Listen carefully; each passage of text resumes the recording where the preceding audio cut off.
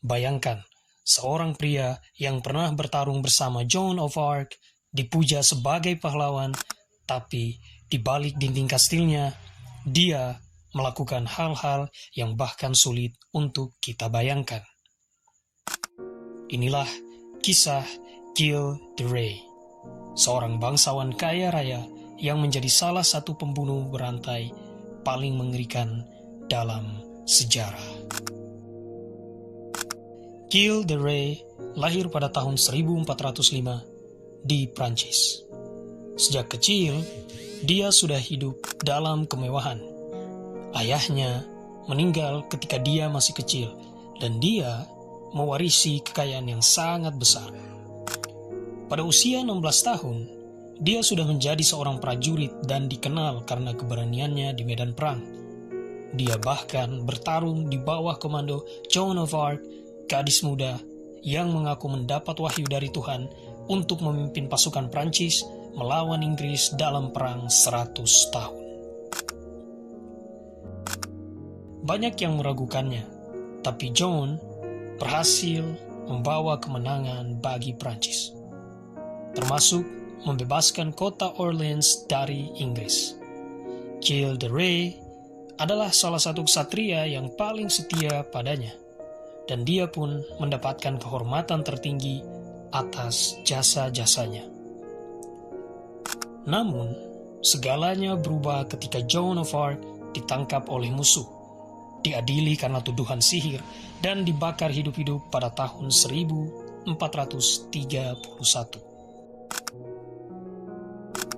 Setelah kematian Joan, Gilles de Rais kehilangan arah hidupnya. Dia meninggalkan dunia militer, kembali ke kastilnya, dan perlahan mulai berubah menjadi sesuatu yang jauh lebih mengerikan. Gilles tidak hanya kaya, tetapi juga sangat eksentrik. Dia menghabiskan uangnya untuk pertunjukan teater megah dan pesta-pesta besar. Namun, di balik kemewahan itu, dia mulai tertarik pada sesuatu yang lebih gelap. Dia mendatangkan alkemis, okultis, dan praktisi ilmu hitam ke kastilnya. Dia sangat terobsesi untuk menemukan cara demi mendapatkan kekuasaan yang lebih besar. Bahkan jika itu berarti harus mengorbankan nyawa manusia. Disinilah segalanya berubah. Dia mulai menculik anak-anak.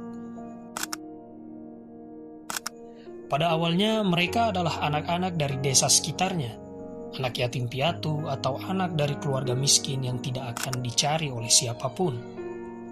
Gilles de Rais tidak sekedar membunuh, dia menikmati penderitaan korbannya.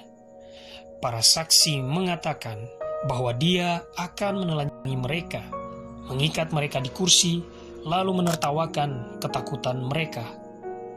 Dia mempermainkan korbannya, berpura-pura bersikap baik, lalu tiba-tiba dia akan memotong anggota tubuh mereka secara perlahan, menikmati setiap momen saat mereka berteriak kesakitan.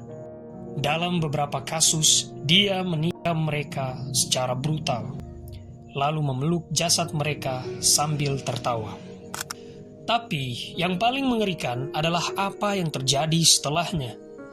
Beberapa tubuh tidak ditemukan sama sekali, seolah-olah dia telah memakannya.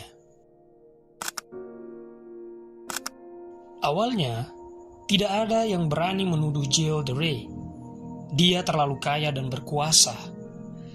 Tapi, ketika anak-anak bangsawan juga mulai menghilang, gereja dan pihak kerajaan mulai curiga.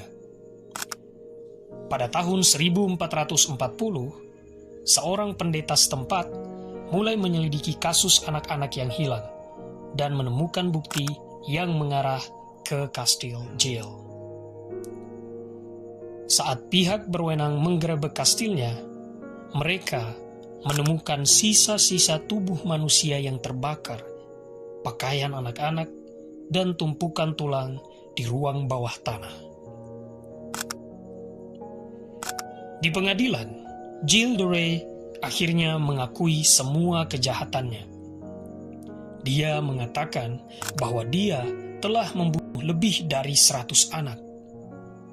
Meskipun beberapa orang percaya jumlahnya mungkin mencapai 600. Sebagai hukuman, pada 26 Oktober 1440, dia digantung dan dibakar hidup-hidup di depan umum. Yang menjadi pertanyaan kemudian, apa yang membuat Gilles de Rais melakukan semua ini? Dia jelas menunjukkan kurangnya empati, menikmati penderitaan orang lain, juga manipulatif dan haus kekuasaan. Jika kita menggunakan psikologi modern, bisa jadi dia adalah seorang psikopat sadistik dengan gangguan kepribadian narsistik. Gilles de Rais bukan hanya seorang pembunuh. Dia adalah simbol dari bagaimana kekuasaan bisa mengubah seseorang menjadi monster. Lalu apa yang lebih menyeramkan? Fakta bahwa dia benar-benar ada? Atau kemungkinan ada seseorang seperti dia di dunia kita saat ini? Terima kasih telah menonton video ini. Sampai jumpa di video berikutnya.